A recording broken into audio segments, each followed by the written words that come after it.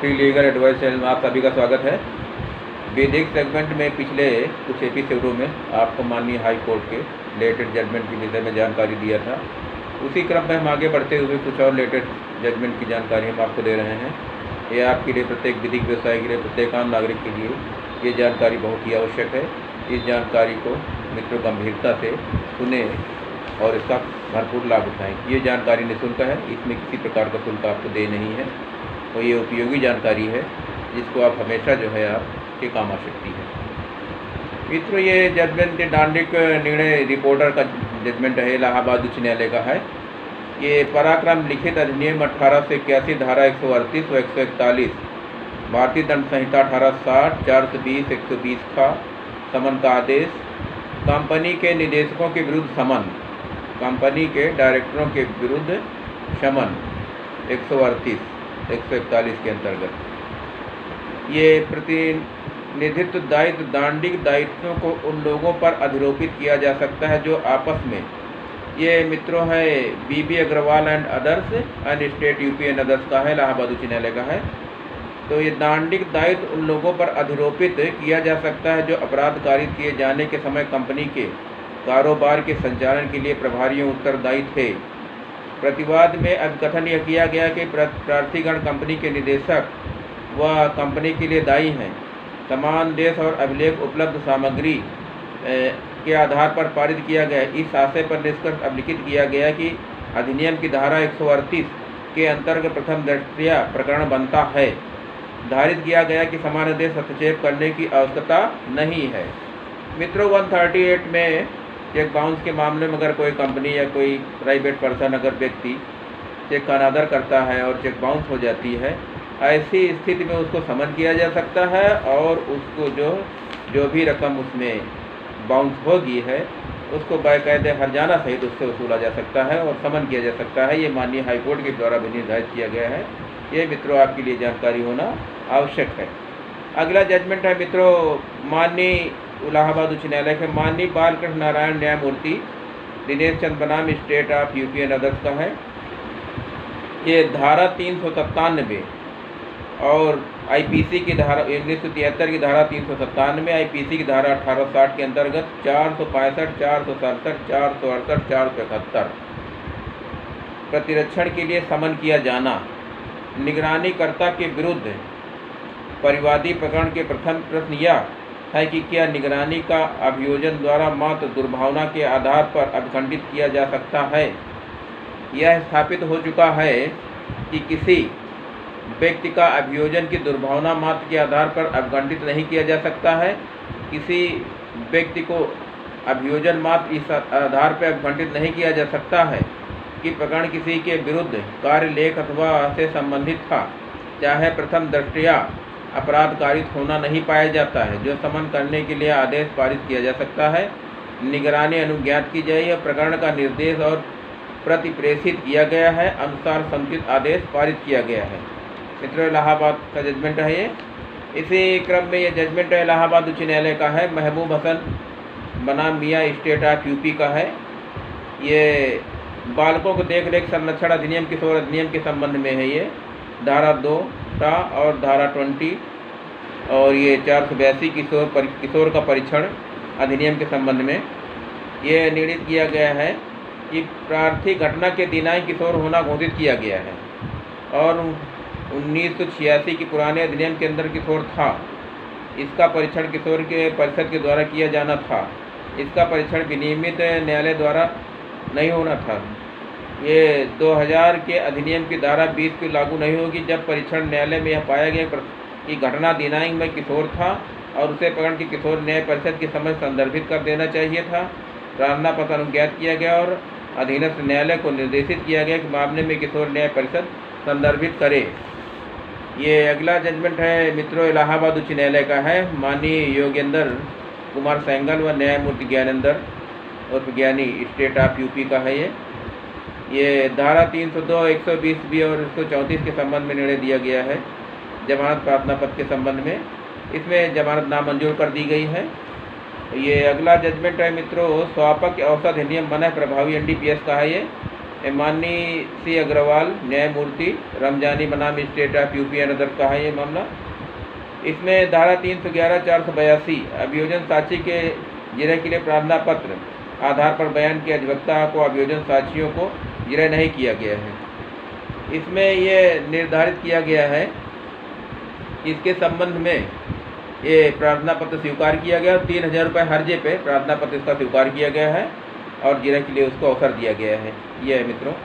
अगला जजमेंट है माननीय विनोद प्रसाद न्यायमूर्ति और महाजीत बनाम स्टेट ऑफ यूपी का है। ये 1860 ये 307 504 के संदर्भ में है ये। इसमें अभियुक्त को समन किया जाना है धारा 173 के अंतर्गत।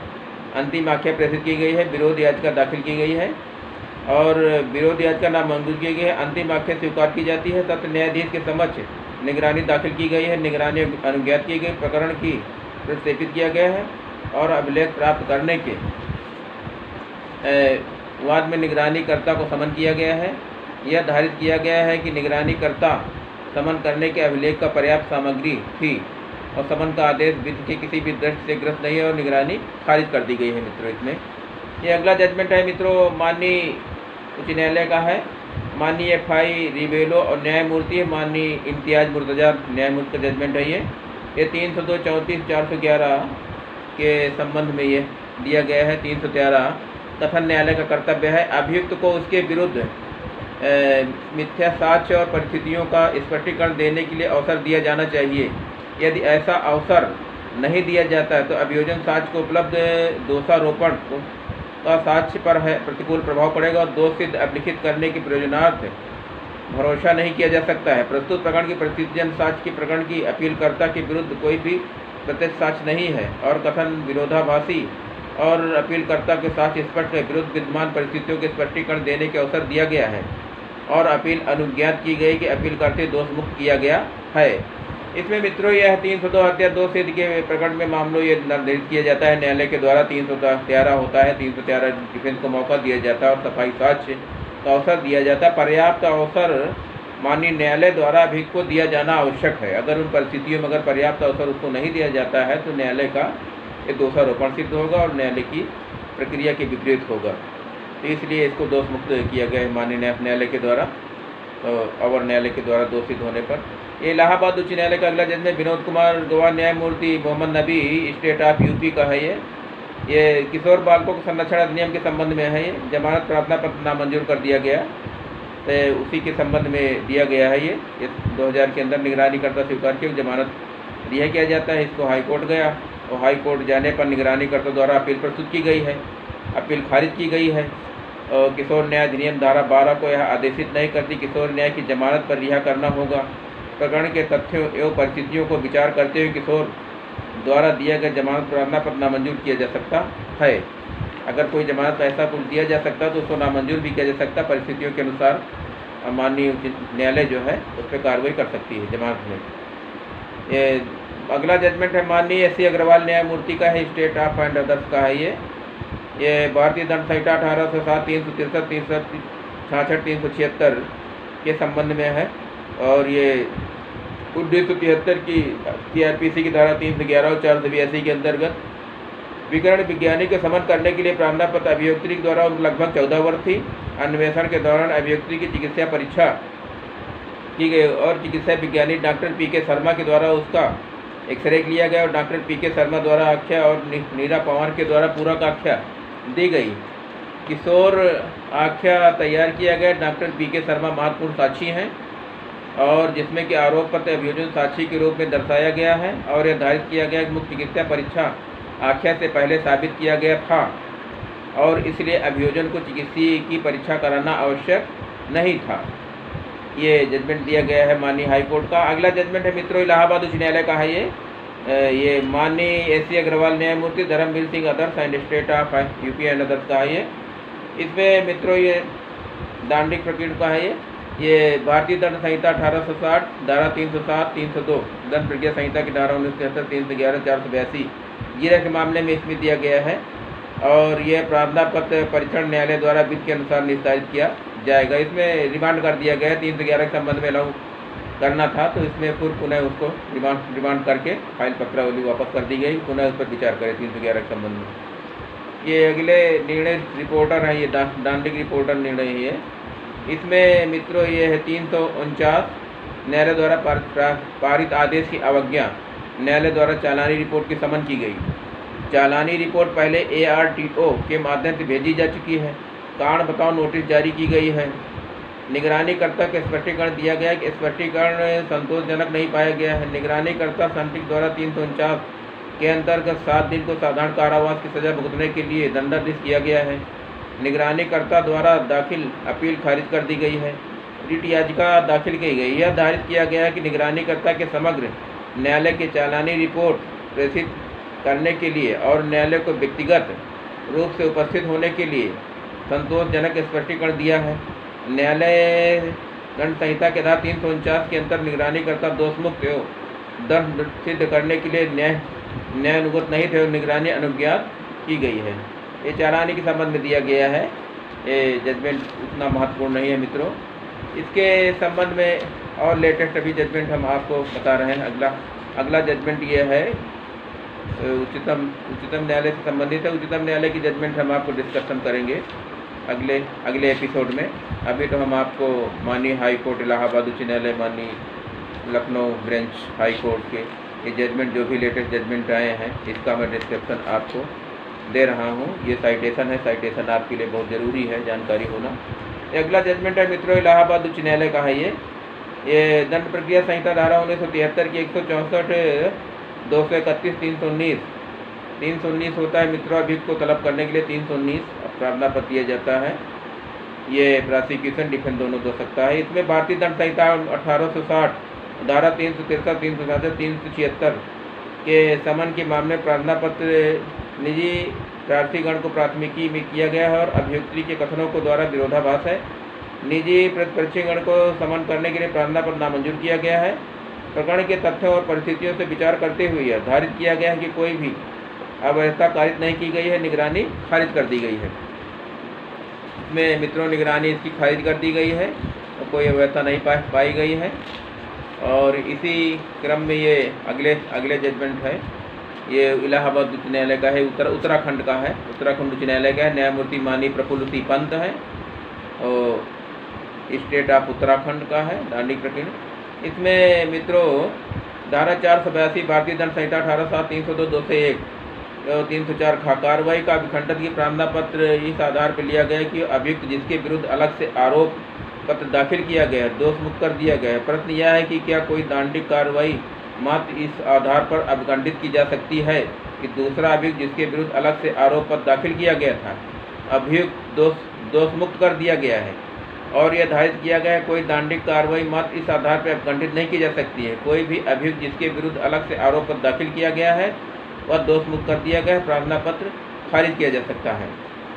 मित्रों ऐसा निश्चित नहीं है कि अगर कोई एक अभियुक्त का अगर आरोप पत्र बाद में प्रेषित किया गया है, पूर्व उसका दोष मुक्त कर दिया गया है, तो ये निश्चित न्यायालय सर्टेन नहीं कर सकता है कि नहीं दूसरा जो भी आरोप पत्र न्यायालय में दाखिल किया गया है उसको भी हम दोष मुक्त कर देंगे। तो ऐसा ये नहीं किया जा सकता है। ये न्यायालय का विवेक और साक्ष्य के आधार पर निर्भर करता है कि इसमें मुझे पनिष्ट करना है या दोष मुक्त करना है। अगला जजमेंट उत्तराखंड उच्च न्यायालय का है मित्रों। भारतीय दंड संहिता 1860 ये 306 के क्रम में है। ये जमानत प्रार्थना पत्र के संबंध में है। 306 का जमानत प्रार्थना पत्र है। इसमें यह हुआ प्रार्थी मृतका का विवाह 15 वर्ष पहले हुआ था। मृतका की मृत्यु के पहले पीटा नहीं गया था। प्रार्थी को जनपद अस्पताल में ले गए। प्रकरण के तथ्य परिस्थितियों का विचार करते हुए धारित किया गया प्रार्थी जमानत के हकदार है। जमानत प्रार्थना पत्र अनुज्ञात किया गया। जमानत इसमें दे दी गई 306 में। ये कुछ ऐसी परिस्थितियाँ थी जिसमें 306 में जमानत को माननीय उच्च न्यायालय द्वारा दे दी गई। इलाहाबाद उच्च न्यायालय का है। ये माननीय सी अग्रवाल के दांडिक स्टेट ऑफ यूपी एनादस का है। ये इसमें ये निर्धारित किया गया 200 और 202 और 204 भारतीय दंड संहिता की धारा 1860, 419, 420, 467, 468 समन आदेश को अभिखंडित करने के लिए रिट याचिका प्रश्नगत विवाद उत्सुकता सिविल विवाद नहीं है और परिवादी को निर्दिष्ट रूप से दावा किया गया है कि उसके कोई बंधक विलेख निष्पादित नहीं किया जा सकता है और न किसी प्रकार बंधक विलेख को हस्ताक्षरित किया जा सकता है। उसके निष्पादन से इनकार किया जा सकता है। दोनों अधीनस्थ न्यायालयों के प्रकरण की कार्रवाई के लिए पर्याप्त आधार पर रिट याचिका खारिज कर दी गई है। ये खारिज कर दिया है रिट माननीय उच्च न्यायालय के द्वारा। ये अगला जजमेंट है इलाहाबाद उच्च न्यायालय के माननीय शशिकांत गुप्ता का, ये जगदीश बनाम स्टेट ऑफ यूपी का है। ये इसमें ये जजमेंट है मित्रों 306 के संबंध में है। ये 1860 IPC की धारा 306 के अंतर्गत है और 439 जमानत के प्रार्थना पत्र के संबंध में दिया गया 306। इसमें जमानत पर रिहा किए जाने को निर्देशित किया गया। इसमें जमानत दे दी गई है माननीय उच्च न्यायालय के द्वारा। ये इलाहाबाद उच्च न्यायालय के माननीय श्रीकांत त्रिपाठी और कल्पना नाथ अनदर का है। ये माननीय इलाहाबाद उच्च न्यायालय का है। ये दहेज हत्या के संबंध में यह है। ये 3/4 दांडिक और 498 का और 304 खा, इसमें दहेज हत्या के संबंध में प्रकरण है। दंड प्रक्रिया संहिता की धारा 1973 की धारा 482 और 227 उन्मोचित प्रार्थना पत्र के आधार पर यह है कि मृतका और उसके पति आगरा में रहा करते थे। प्रार्थीगण अस्थायी रूप से मिदनापुर में रहते थे। प्रार्थीगण की कोई सह आधारिता अपराधिता नहीं थी। उन्मोचन प्रार्थना पत्र खारिज कर दिया गया है और यह स्थापित किया गया कि आरोप विरचित करने के लिए न्यायालय के कारण अभिलिखित करने को जरूरत नहीं पड़ती है। कारण की जरूरत तब पड़ती है जब न्यायालय अभियुक्त को उन्मोचित करने का निर्णय करना है। आरोप प्रकरण में न्यायालय के द्वारा बचाव कथन के मात्र साक्ष्य में इस आधार पर विचार की जरूरत नहीं पड़ती है कि धारित किया गया है कि परीक्षण तो न्यायालय को ठीक अभियुक्त के द्वारा अभिभाव को विचार नहीं किया गया और सुस्थापित है कोई अभिसूचित दंड प्रक्रिया की संहिता की धारा 227 के अंतर्गत तभी उन्मोचित किया जा सकता है जब न्यायाधीश यह पाता है कि अभियुक्त के विरुद्ध कार्रवाई के लिए पर्याप्त आधार नहीं है। दंड प्रक्रिया संहिता धारा 482 के अंदर प्रार्थना पत्र खारिज किया गया है। इसमें मित्रों 227 के अंतर गए हैं कि मुझे उन्मोचित किया जाए कि हमारा इसमें रोल नहीं पाया गया, हम आगरा में रहते थे, घटना यहाँ की है। तो ऐसी स्थिति में ऐसा नहीं, उसका भी क्रुएल्टी के अंतर्गत आएगा और इसका जो भी 227 उन्मोचन के संबंध में गए, डिस्चार्ज के संबंध में माननीय हाईकोर्ट गए हैं, तो वो प्रार्थना पत्र इनको खारिज कर दिया गया है। इसमें इनका कोई बेनिफिट इसमें अभियुक्त को नहीं मिल पाया है। अगला जजमेंट इलाहाबाद उच्च न्यायालय लखनऊ पीठ का है मित्रों। ये मित्रों जजमेंट है माननीय राजमणि चौहान अभिजीत बनाम स्टेट ऑफ अनदर का है केस। इसमें दहेज प्रतिषेध अधिनियम ये 3/4 और प्लस 304 खा दंड प्रक्रिया संहिता की धारा 482 के अंतर्गत गए हैं। ये कोई के संबंध में परिच्छेद प्रश्न के अंतर्गत उच्च न्यायालय पुलिस द्वारा किए गए अन्वेषण धारा 482 के अंतर्गत अपनी शक्ति का प्रयोग करते हुए अनुज्ञापित कर सकता है। धारित किया गया है कि उच्च न्यायालय की संहिता की धारा 482 के अंतर्गत अंतर्निहित शक्ति का प्रयोग करते हुए पुलिस द्वारा वह अन्वेषण को खंडित कर सकता है। उच्च न्यायालय व अन्वेषण के दौरान अभियुक्त की गिरफ्तारी स्थगित करने की शक्ति नहीं है। अन्वेषण अधिकारी को अभियुक्त को गिरफ्तार करने की शक्ति अन्वेषण का अंग है।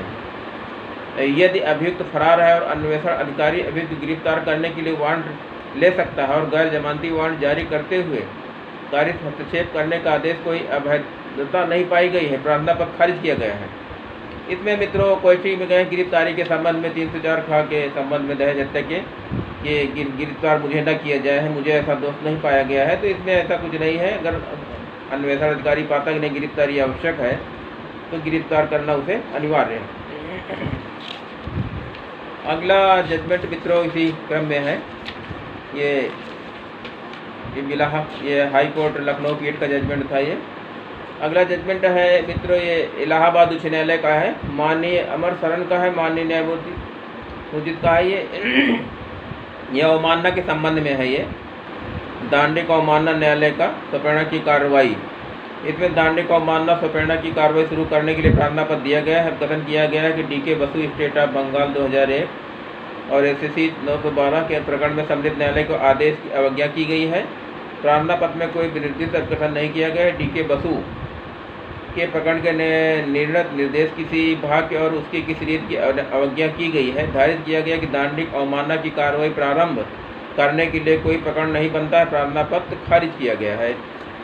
वहाँ कंटेम्प्ट के संबंध में है, ये प्रार्थना पत्र खारिज कर दिया गया है माननीय हाईकोर्ट के द्वारा कि इसमें कंटेम्प्ट नहीं बनता है, बस उसके अनुसार ये खारिज कर दिया गया। इलाहाबाद उच्च न्यायालय का अगला जजमेंट माननीय SC अग्रवाल का है। यह स्टेट ऑफ UP नगर का है।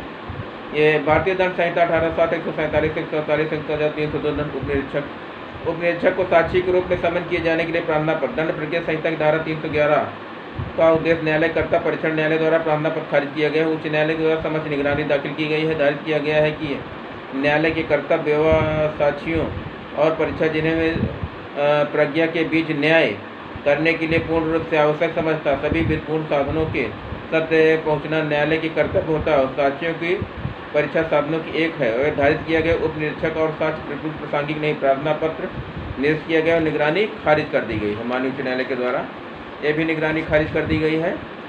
इसी क्रम में मित्रों अगला जजमेंट है, इलाहाबाद उच्च न्यायालय का है। माननीय न्यायमूर्ति श्रीकांत त्रिपाठी है, Sonu Prajapati state of UP का है। ये किशोर न्यायालय के किशोर न्याय बालकों की देखरेख संरक्षण अधिनियम 2000 के संबंध में धारा 7 और धारा 83 भारतीय दंड संहिता 18 302 364 411 201 394 में ये दंड प्रक्रिया संहिता की दावा करने प्रार्थना पत्र मंजूर किया गया। निगरानी कर्ता के जन्म तिथि स्कूल अभिलेख के दिनांक 19 दिसंबर 1992 दर्ज है। प्रविष्ट परीक्षकों की विद्यालय द्वारा दिए गए हस्तांतरण प्रार्थना पत्र के आधार पर की गई विद्यालय की प्रविष्ट उस विद्यालय के प्रधानाध्यापक और साबित किया गया है। छावनी परिषद के द्वारा प्रमाण किया जाना, उक्त परिषद को लिपिक द्वारा जन्म प्रमाण पर साबित किया गया है। जांच के बाद परिषद व धारित किया गया है और घटना के दिनांक व किशोर नहीं था। निगरानीकर्ता परिषद द्वारा पारित आदेश के विरुद्ध अपील दाखिल किया गया, अपील खारिज कर दी गई और यह धारित किया गया कि छावनी परिषद के द्वारा अनुरक्षित अभिलेख अपेक्षित नहीं किया जाना चाहिए। विद्यालय के अभिलेखों में दी गई प्रविष्टि वो अपेक्षित नहीं की जानी चाहिए और अपेक्षित आदेश अब खंडित किए गए परिषद को निर्देशित किया गया है, फिर भी जांच और विधि अनुज्ञान अनुचित के आधार पर पारित करें। ये अगला जजमेंट है मित्रों इसी क्रम में इलाहाबाद उच्च न्यायालय लखनऊ पीठ का जजमेंट है। मित्रों न्यायालय अवमानना अधिनियम 1971 की धारा 12 सिविल प्रक्रिया संहिता 1908 के आदेश 39 नियम 2 के अंतर्गत न्यायालय की अवमानना की कार्रवाई वैकल्पिक उपचार उच्च न्यायालय के समझ विचाराधीन अपील में यथास्थिति का आदेश पारित किया गया। सिविल प्रक्रिया संहिता को आदेश 39 की निगरानी के प्रावधानों के अंतर्गत अवमानना की कार्रवाई शुरू की जा सकती है। प्रश्न यह है कि क्या उच्च न्यायालय के समझ विचाराधीन अपील किए गए यथास्थिति का पालन करने के संबंध में अवमानना के अधिनियम धारा 12 के अंतर्गत अवमानना की कार्रवाई पूर्णनीय है। यह धारित किया गया कुछ न्यायालय के समझ विचाराधीन अपील को दिए गए यथास्थिति का पालन न करने के संबंध में अवमानना अधिनियम धारा 12 के अंतर्गत अवमानना की कार्रवाई पूर्णनीय नहीं है। सिविल प्रक्रिया संहिता की आदेश 39 के नियम 2 के अंतर्गत समुचित प्रार्थना पत्र दिया जा सकता है। इसमें मित्रों यह निर्धारित किया गया है, कोर्ट ऑफ कंटेम्प्ट वाली बात पड़ती है। अगर क्रिमिनल में लाइबिलिटी उसको अवमानना की ठहराई जा सकती है, जहाँ सिविल प्रक्रिया के संबंध में उसके संबंध में अवमानना इस सिविल कोर्ट में ही उसी कोर्ट में आपको देना पड़ेगा कि यह अवमानना न्यायालय के आदेश की अवमानना कर रहा है, इसके विरुद्ध अगली कार्रवाई की जाए, तो वो उसी सिविल कोर्ट में ही उसके लिए लायबल और वही कार्रवाई इसके लिए माननीय हाई कोर्ट जो है निर्देशित नहीं कर सकता है। यह उत्तराखंड उच्च न्यायालय का जजमेंट है मित्रों। घरेलू हिंसा के संबंध में महिला उत्पीड़न के लिए संरक्षण अधिनियम 2005 18, 19, 20, 22 का और 22 के अंतर्गत 1973, 91, 482 क्रूरता के संबंध में शिकायत इस आशय से की गई प्रत्यार्थी उसका भरण पोषण करने की अपेक्षा किया गया है और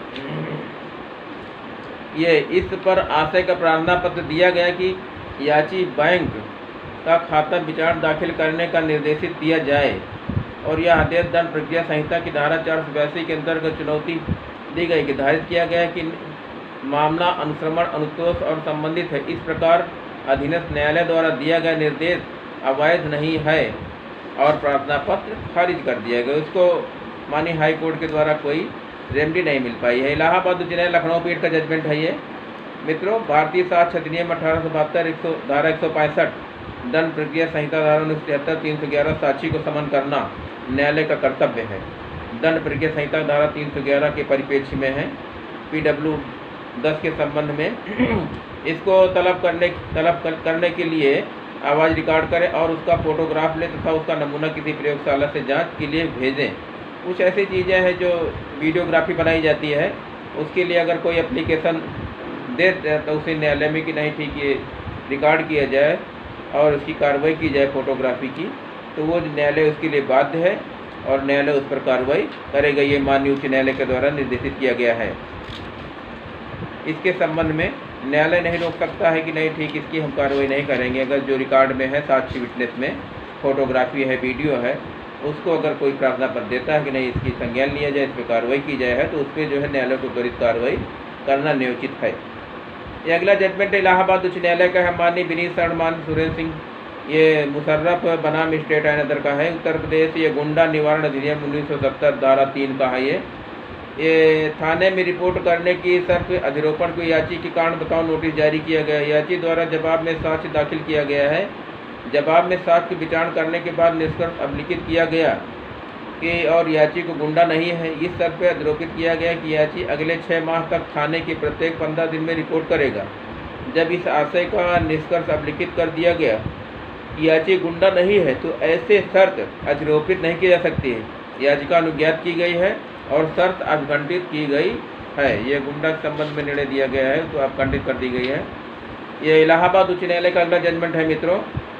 ये स्त्री अवशिष्ट रूपण प्रतिषेधन अधिनियम ये 1986 धारा 2-46 भारतीय दंड संहिता 1860, 109, 294, 306, 384, 467, 506 जमानत प्रार्थना पत्र। एक कतिपय फोटोग्राफ के लिए गए फोटोग्राफ कंप्यूटर वेबसाइट पर लोड किया गया है। पीड़ित को अन्य महिलाओं को ब्लैकमेल करने के लिए प्रार्थी द्वारा उसका प्रयोग किया जा रहा है। प्रार्थी विश्वविद्यालय की एक कर्मचारी है। प्रार्थी के विरुद्ध गंभीर कार्रवाई की जा चुकी है। विश्वविद्यालय द्वारा निलंबित कर दिया गया है। निर्धारित किया गया है कि उससे फरार होने की कोई संभावना नहीं है। जमानत प्रार्थना पर अनुज्ञात किया, जमानत प्रार्थना पर स्वीकार की, उसको जमानत दे दी गई है। ब्लैकमेल करने के संबंध में ये जजमेंट दिया है। जजमेंट जमानत पर दिया गया है, उसे जमानत दे दी गई है। अगला जजमेंट है मित्रों इलाहाबाद उच्च न्यायालय के माननीय अमर शरण एवं माननीय अरविंद कुमार त्रिपाठी का है। ये संजीव कुमार बनाम others state of UP another का है। ये दहेज प्रतिषेध अधिनियम 3/4 498 का वैवाहिक विवाद, पत्नी द्वारा पति के साथ ससुराली जनों के विरुद्ध परिवाद, पक्षों के बीच सुलह न्यायालय का कर्तव्य। संबंधित पुलिस अधिकारी कर्तव्य है कि पक्षों न्यायालय के मध्यस्थ केंद्र उपस्थित होने का निर्देशित दिया जाना चाहिए। उन्हें मध्यस्थता प्रकोष्ठ के समक्ष उपस्थित होने को निर्देशित दिया जा सकता है। यदि सुलह संभव नहीं है और मामला गंभीर प्रतीत होता है अथवा हिंसा पुनः घटित होने की संभावना है तो सभी तथ्यों को पुलिस की प्राथमिकी के अनुसरण में अभियुक्त को गिरफ्तार करने के लिए तत्काल कदम उठाए जाने चाहिए। उपरोक्त मामले के संबंध में अनेकों निर्देश जारी किए गए हैं। उसमें गिरफ्तारी भी हो सकती है, ऐसा कुछ नहीं। अगर गंभीर मामला प्रतीत होता है तो उसमें गिरफ्तारी की कार्रवाई उनको की जाएगी। तो ये इसी क्रम में है। इलाहाबाद उच्च न्यायालय का अगला जजमेंट है माननीय श्रीकांत त्रिपाठी का है। ये Nandlal Chandnani state of UP another का है।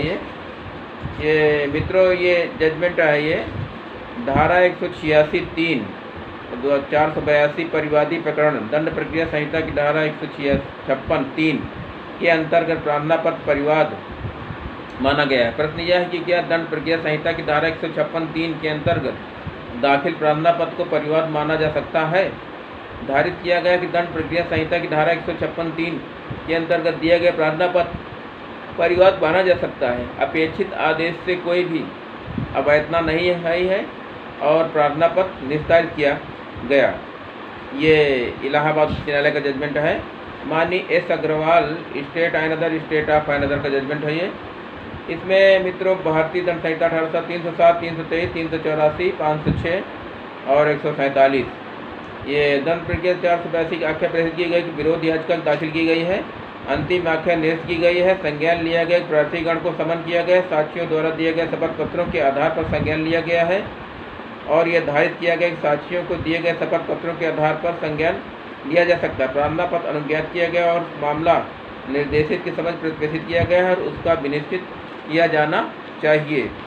ये इलाहाबाद उच्च न्यायालय का जजमेंट है मित्रों। ये इलाहाबाद उच्च न्यायालय का अगला जजमेंट है पराक्रम लिखित नियम। ये 1861 138 एनआई एक्ट का है जजमेंट। ये धारा 397 चेक का अनादरण परिवाद दाखिल किया गया है। परिवाद में इस बात का उल्लेख नहीं किया गया कि अनादरित चेक के अंतर्गत देय रकम के भुगतान की मांग करते हुए परिवादी द्वारा निगरानी करता किसी D9 को नोटिस भेजी गई है। उन्मोचन प्रार्थना पत्र आधार पर दिया गया कि परिवार का पोषणीय नहीं है। उन्मोचन प्रार्थना पत्र निरस्त किया गया है। निगरानी दाखिल की गई है। प्रकरण के तथ्यों परिस्थितियों की विचार करते हुए परिवार को अग्रेतर कार्रवाई सूचीबद्ध किए जाने वाले दिनांक तक स्थगित की गई है। ये कार्रवाई स्थगित कर दी गई है, अगली सूचीबद्ध तक के लिए है। इलाहाबाद उच्च न्यायालय के लखनऊ पीठ का जजमेंट है मित्रों। ये धारा 482 न्यायालय की अंतर्निहित शक्ति अधीनस्थ न्यायालय द्वारा पारित निर्णय के आदेश के अनुपालन के निर्देशित करने की मांग की गई। यह सूचित किया कि एक महानिदेशक पुलिस अपने स्तर पर न्यायालय के आदेश का अनुपालन के मामले में विचार कर रहे हैं। प्रकरण के तथ्यों और परिस्थितियों को किसी अग्रेतर निर्देश की आवश्यकता नहीं है। प्रार्थना पत्र खारिज कर दिया गया है। ये लखनऊ पीठ का है। इलाहाबाद उच्च न्यायालय के जजमेंट है माननीय अशोक कुमार श्रीवास्तव श्याम शरण सिंह अदर का है। ये 227 का प्रार्थना पत्र है ये, और ये 364 का 302 201 120 का उन्मोचन प्रार्थना पत्र के संबंध में दिया गया है। केस डायरी इंगित करने के लिए कुछ भी नहीं है। आ की हत्या के लिए कोई ऐसा षड्यंत्र था जिसमें कोई निगरानीकर्ता शामिल था, कोई भी साक्ष्य नहीं है जिससे यह इंगित हो सके एक तरफ अभियुक्त और दूसरी तरफ निगरानीकर्ता के बीच कोई षड्यंत्र था। परीक्षण न्यायालय द्वारा अभिलिखित जिसका संचित और निगरानीकर्ता उसके याचिका के द्वारा विरुद्ध माननीय दंड संहिता की धारा 200 के अंतर्गत अपराध के संबंध में कतिपय सकारात्मक साक्ष्य है और निगरानीकर्ता असंज्ञ अंशता की गई है। निगरानीकर्ता दंडिक प्रक्रिया संहिता की धारा 227 के अंतर्गत आरोप पत्र उल्लिखित सभी आरोपों को उन्मोचित किया गया है। भारतीय दंड संहिता की धारा 201-34 के अंतर्गत आरोप निगरानीकर्ता और उसकी पत्नी के विरुद्ध विरचित किए जाएं। उसमें आरोप पत्र विरचित करने के लिए आदेशित कर दिया गया है माननीय उच्च न्यायालय के द्वारा। ये इसी क्रम में ये अगले सेगमेंट में हम जजमेंट और हम आपको लेटेस्ट जजमेंट देंगे। यो मित्रों, हाई कोर्ट के लेटेस्ट जजमेंट की जानकारी आपको बहुत आवश्यक है। इस जजमेंटों से आप अपने को सुरक्षित रख सकते हैं और न्याय की ओर आप अग्रसर हो सकते हैं और अपने अधिकारों को पूर्ण रूप से सुरक्षित कर सकते हैं। मित्रों धन्यवाद। अगले सेगमेंट और हम जानकारी देंगे।